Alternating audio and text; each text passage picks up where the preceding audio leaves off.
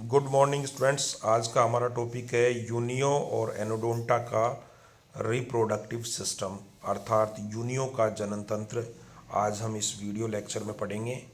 देखिए, यूनियो एक लिंगाश्रयी अर्थात डायोसियस जंतु है।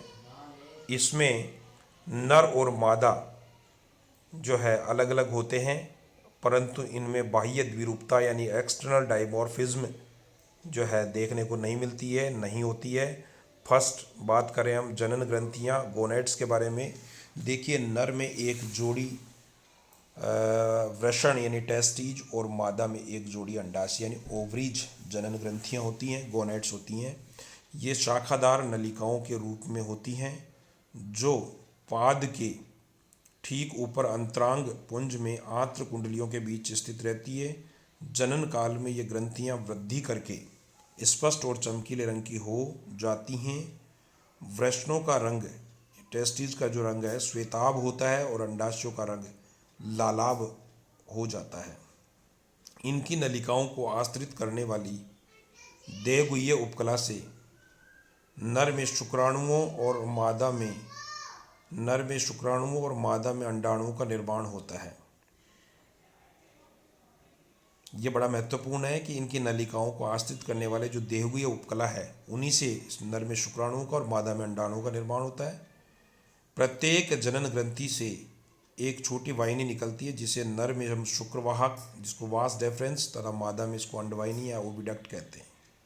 ये वाहिनियाँ अपनी अपनी ओर के अंदर के गिल पटल के अधिक्लोम कक्ष में खुलती हैं। इसके छिद्र को हम जननिक छिद्र कहते हैं और यह मूत्र छिद्र यानी रीनल अपर्चर के ठीक आगे स्थित रहता है। सहायक जनन अंगों जैसे कि ग्रंथियों एवं मेथिनांगों का इसमें सर्वथा अभाव देखने को मिलता है। दूसरा टॉपिक है हमारा निषेचन यानी फर्टिलाइजेशन। देखिए, नर जंतु में शुक्राणु स्पर्म्स जननिक छिद्रों से होकर अधिक्लोम कक्षों में त्याग दिए जाते हैं और बहिर्वाही साइफन की जलधारा के साथ ये बाहर निकल जाते हैं।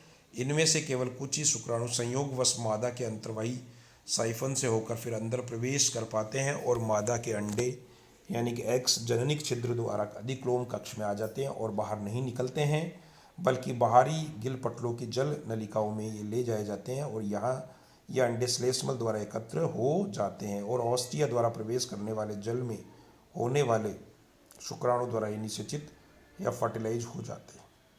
इस प्रकार जो युग्मनज या जाइगोट बनता है उनमें से प्रत्येक के चारों ओर एक पीतक कला या वाइटेलाइन मेम्ब्रेन होती है जिसमें एक छोटा छिद्र अंड द्वार या माइक्रोपाइल होता है।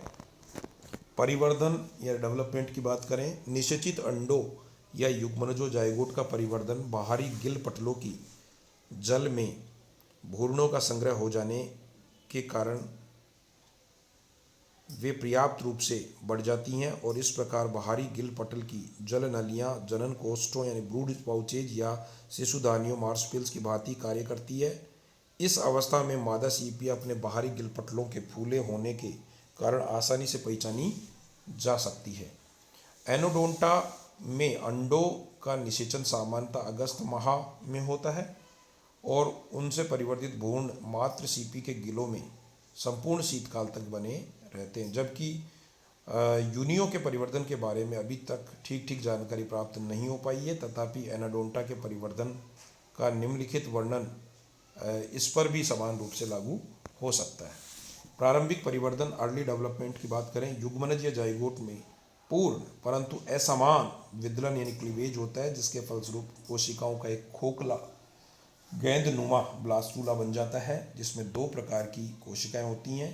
ऊपर की ओर छोटे पीतक विहीन और शीघ्रता से विभाजित होने वाले लघुखंड जिसको माइक्रोमियर्स कहते हैं तथा नीचे की ओर बड़े पीतक से परिपूर्ण और धीरे धीरे विभाजित होते हुए दीर्घखंड या मैक्रोमियर्स कहलाते हैं। दीर्घ खंडों के लघुखंडों में अंतर्वलन के फलस्वरूप गैस्ट्रुला की रचना होती है जिसके अंदर एक छोटी गुहा आद्यांत्र या आर्केंट्रोन डेवलप हो जाती है। गैस्ट्रुला के पश्चिम भाग में पक्षमाभों का गुच्छा होता है और मीजोड्रम का निर्माण करने हेतु कुछ बड़ी कोशिकाएं कोरक गुहा या ब्लास्टोसील में मुकुलित हो जाती हैं।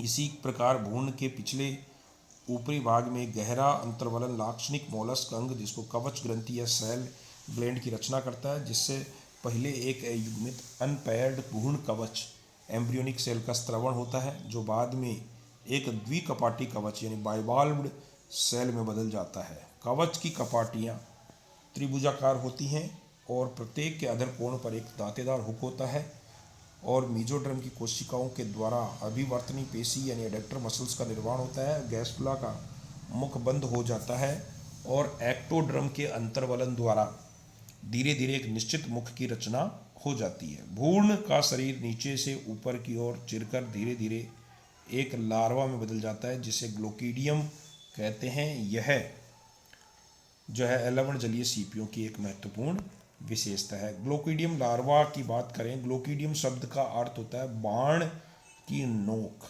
Point of an arrow. ये 0.1 मिमी से लेकर 0.4 मिमी तक चौड़ा होता है और बहुत ही सूक्ष्म लार्वा होता है। इसके कवच में सेल में त्रिभुजाकार एक सरंध्र पोरस 2 वाल्व पाए जाते हैं जो ऊपर की ओर जुड़े और नीचे की ओर स्वतंत्र होते हैं। प्रत्येक वाल्व का जो निचला स्वतंत्र सिरा एक स्पष्ट हुक में वृद्धि कर जाता है जिसमें बहुत से कंटक स्पाइन्स होते हैं। यह कवच दाहिनी और बाईं प्रवार पालियों यानी मेंटल लोब सहित शरीर को बंद रखता है। प्रवार पालियाँ अति छोटी होती हैं और उनके किनारों पर प्रत्येक और विचित्र ब्रुश के समान संवेदी सूखों यानी सेंसरी ब्रिस्टल्स के 3 या 4 समूह होते हैं। दोनों वाल्व जो है के बीच अनुप्रस्थ रूप से फैली मोटी अभिवर्तनी पेशी एडेक्टर मसल्स की क्रिया द्वारा वाल्व परस्पर चिपक जाते हैं। यद्यपि अभी पाद का विकास नहीं हुआ है तथापि शरीर की मध्य अधर सतह पर एक ग्रंथिल कोष ग्लैंडुलर पाउच बन जाता है जो एक लंबे चिपचिपे धागे का स्त्रवण करता है जिसे लार्वे का हम सूत्रगुच्छ या बाइसस कहते हैं। देखिए यूनियो का ग्लोकीडियम लार्वा आपके सामने चित्र के रूप में है जिसमें आप देखिए ये 2 कपाटियों 2 सेल वाल्व से मिलकर बना हुआ है जिसमें नीचे की ओर आप देखिए सेल वाल्व है जो कि 2 भाग में है। मेंटल ऊपर की ओर है, एडेक्टर मसल्स सेल वाल्व के जस्ट ऊपर है। हिंज भाग दोनों जो है सेल वाल्व जो कपाटियाँ हैं उनको जोड़े रखता है और साथ ही जो है मेंटल के ऊपर से बाइसस या धागे नुमा सूत्र निकल रहा है और जो है मेंटल के अंदर सेंसरी ब्रिस्टल्स जगह जगह उभार नुमा संरचना के रूप में है और साथ ही हुक्स भी इसमें देखने को मिलते हैं। बड़ी संख्या में ग्लोकीडियम लार्वे बाहरी गिल पटल में भरे रहते हैं और अपने सूत्रगुच्छ बाइसस द्वारा उलझे रहते हैं तथा गिलों द्वारा स्रावित श्लेष्मल द्वारा पोषण प्राप्त करते हैं, पोषण ग्रहण करते हैं। जब ये पर्याप्त रूप से परिपक्व हो जाते हैं तो इनको बहिर्वाही साइफन द्वारा जल से बाहर निष्कासित कर दिया जाता है जहाँ वे धीरे धीरे तली में बैठ जाते हैं और जल धाराओं द्वारा इधर उधर बिखर जाते हैं। ग्लोकीडियम लार्वे न तो स्वयं इधर उधर गति कर सकते हैं और न ही भोजन ग्रहण कर सकते हैं। ये केवल अपने कवचों को खोल और बंद कर सकते हैं परंतु स्वतंत्र रूप से चल फिर नहीं सकते। अब इनमें आगे वृद्धि होने और अस्तित्व को बनाए रखने के लिए इनका बाह्य परजीवियों की भांति एक स्वच्छ जलीय मछली के साथ संपर्क होना आवश्यक होता है।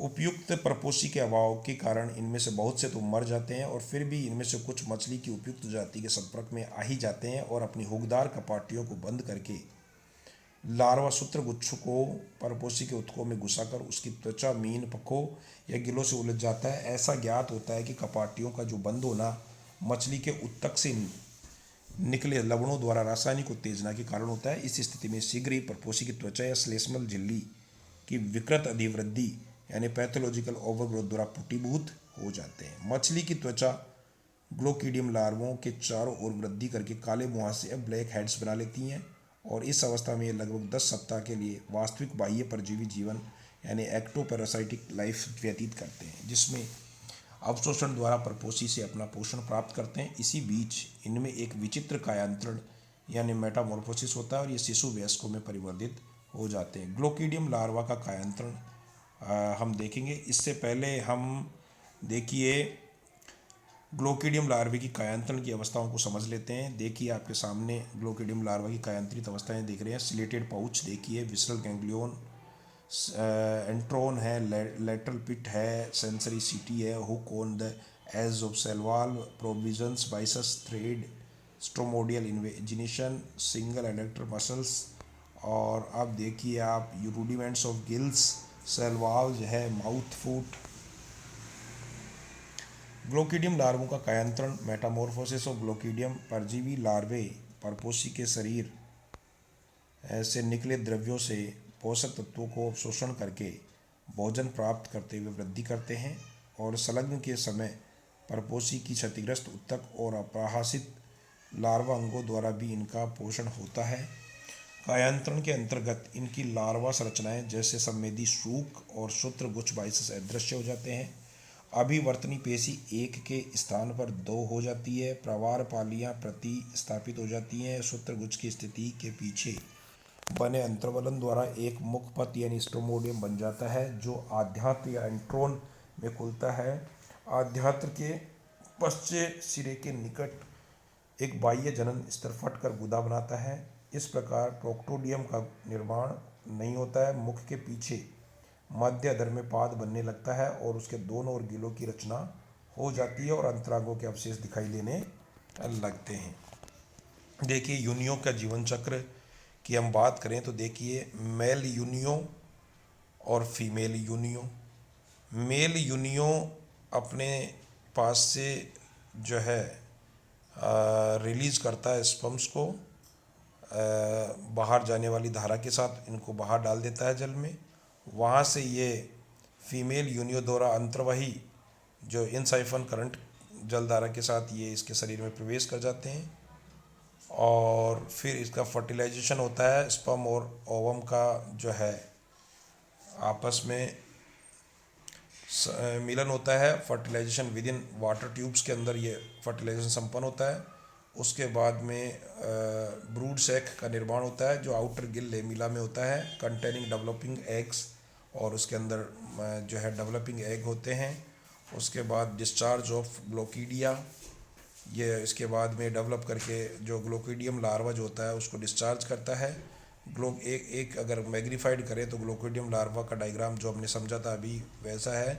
और ये जो ग्लोकीडियम लार्वा है ये गतिहीन होता है और ये गतिहीन लार्वा जब उपयुक्त जाति की परपोषी जंतु के संपर्क में आ जाता है जो कि मछली है, तो ये ग्लोकीडियम लार्वा उसके जो है बाहरी सतह से अटैच हो जाता है और या फिर उसके गिल्स में एंटर कर जाता है फिस्के में। फॉर्मेशन ऑफ सिस्ट का निर्माण कर देता है अराउंड ग्लोकीडियम। जैसे जो है ग्लोकीडियम लार्वा जो है काले हेड्स ब्लैक हेड्स की भांति उसके शरीर में फिट हो जाता है। फिर सिस्ट वीकन, सिस्ट टूट जाती है और फॉल टू बॉटम, और बॉटम में या तले में गिर जाता है और धीरे धीरे मैच्योर होके मेल और फीमेल जो है यूनियो में तब्दील हो जाता है, बदल जाता है।